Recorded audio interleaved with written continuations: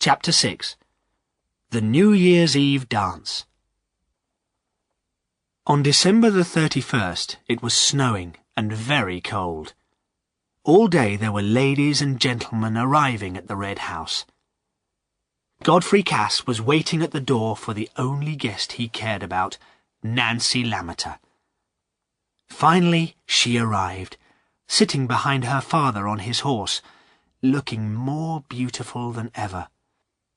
Her lovely face blushed as she saw Godfrey come forward to lift her down from the horse. "Why is he waiting for me?" she thought. "I thought I made it clear to him that I'll never marry him. People say he leads a bad life, and I can't marry a man like that." But the squire appeared just then to welcome his guests, and in the excitement nobody noticed Nancy's pink face as Godfrey's strong arms lifted her down. She hurried into the house with the other ladies to change her clothes. The house was full of servants running here and there. Mrs. Kimble, who always helped the squire arrange these parties, was giving orders in a loud voice. Cooks were preparing food in the kitchens, and there was already a wonderful smell of baking in the air. Upstairs, the ladies were excitedly putting on their best dresses, while talking to each other all the time. Nancy met her aunt, Mrs. Osgood, who introduced her to some visitors of hers. The Misses Gunn were two young ladies who were not beautiful, but dressed very fashionably. Just then, Nancy's older sister, Priscilla, arrived. She was a large, cheerful girl, with a round face and a nose pink with cold. As they were changing their clothes, Priscilla said to Mrs. Osgood, "Look at our dresses, Aunt. Of course, Nancy looks beautiful in hers, but this colour makes me look yellow. Nancy says we must wear the same dresses because we're sisters, although I'm 5 years older. I'm ugly, I know I am, but I don't mind."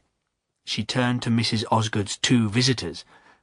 "In my opinion, the pretty girls are useful, I'm sure you agree, to catch the men. I don't think men are worth worrying about. Any woman with a good father and a good home had better stay single. That's what I'm going to do anyway. We ugly girls don't need husbands." Mrs. Osgood stood up and said quickly, "My visitors and I should go downstairs now. Priscilla and Nancy, we'll see you later." And the three ladies hurried out.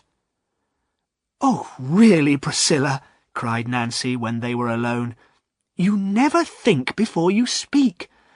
I'm sure the Misses Gunn thought you were very impolite. You almost told them they were ugly." "Did I?" asked Priscilla in surprise. "Well, that's the way I am. I always tell the truth. But I'm the ugly one. Just look at me." "Priscilla, you know I asked you to choose the dresses," replied Nancy worriedly. "I don't mind what colour I wear." "You look lovely in this colour, dear child.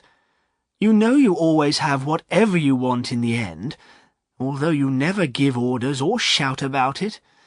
I'm looking forward to seeing you married. It'll be fun watching you make your husband do exactly what you want." "Don't say that," answered Nancy, blushing. "You know I'm never going to get married." Priscilla laughed. "I'm the one who'll stay single. And if you don't like Godfrey Cass, well, there are plenty of other young men. Come, let's go downstairs now." Although Priscilla was right in saying she was not good-looking, she was very popular among her neighbours because she was so cheerful and sensible. And Nancy was not only considered to be the most beautiful girl in and around Raveloe, but also one of the most intelligent. Seats at the dining table had been kept for the Lammeter sisters. Priscilla was taken to sit between her father and the squire.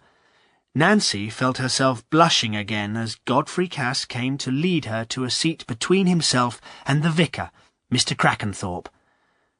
She knew that if she married Godfrey, she would one day be the most important woman in Raveloe, the squire's wife.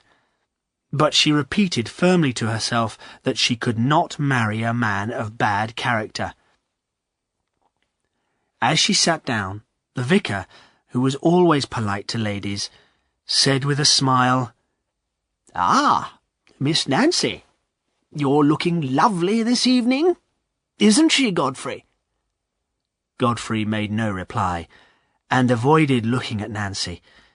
There was too much he wanted to say to her.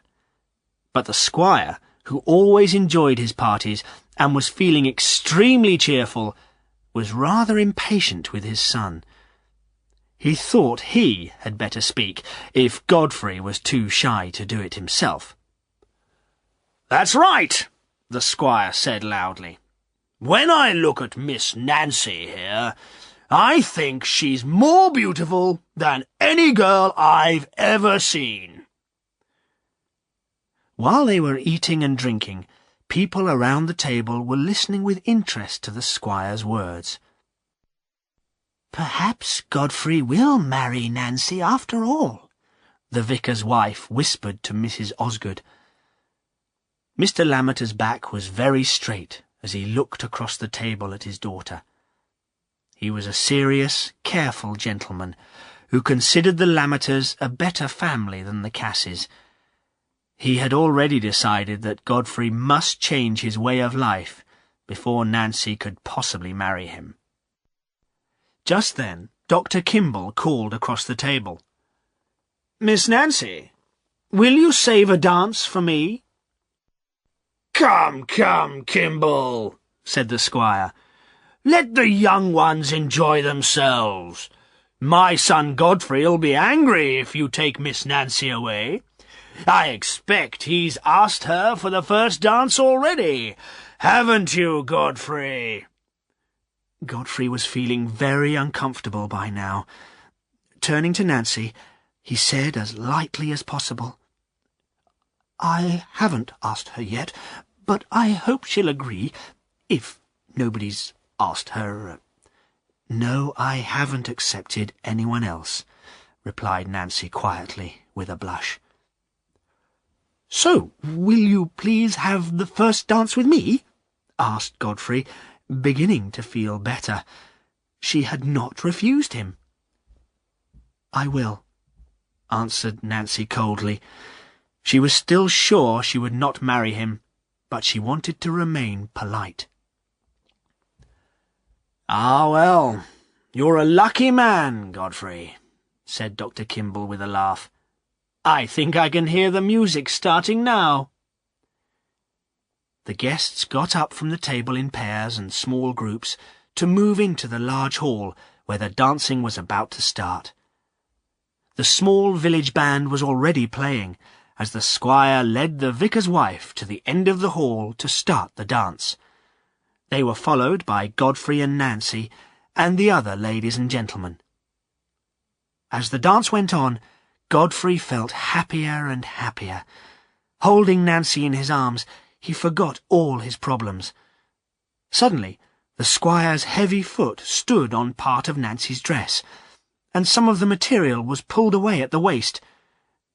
Nancy asked Godfrey to take her to a quieter place, where she could repair the damage.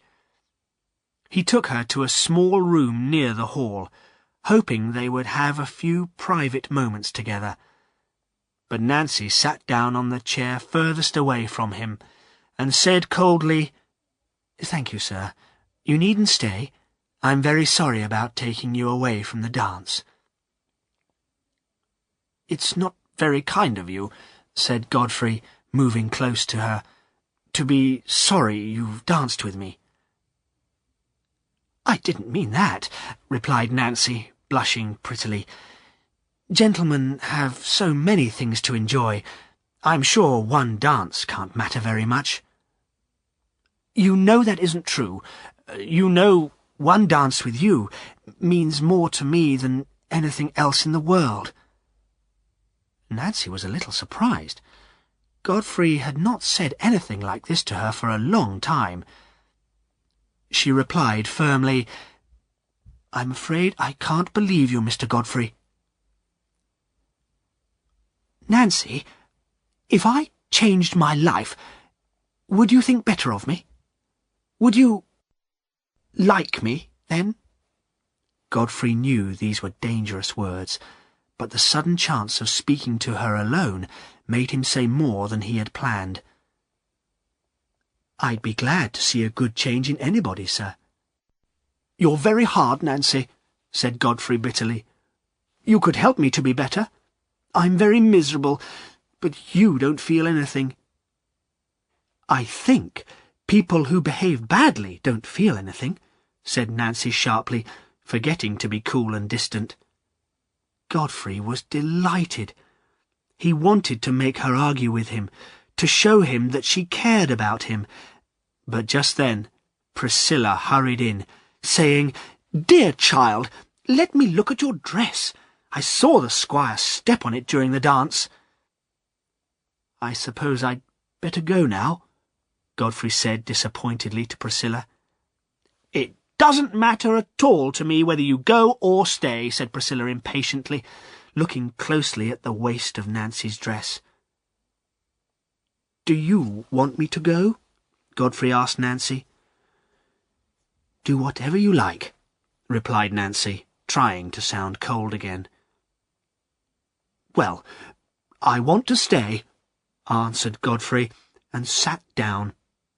Tonight he wanted to enjoy being with Nancy for as long as possible, without thinking about what would happen tomorrow.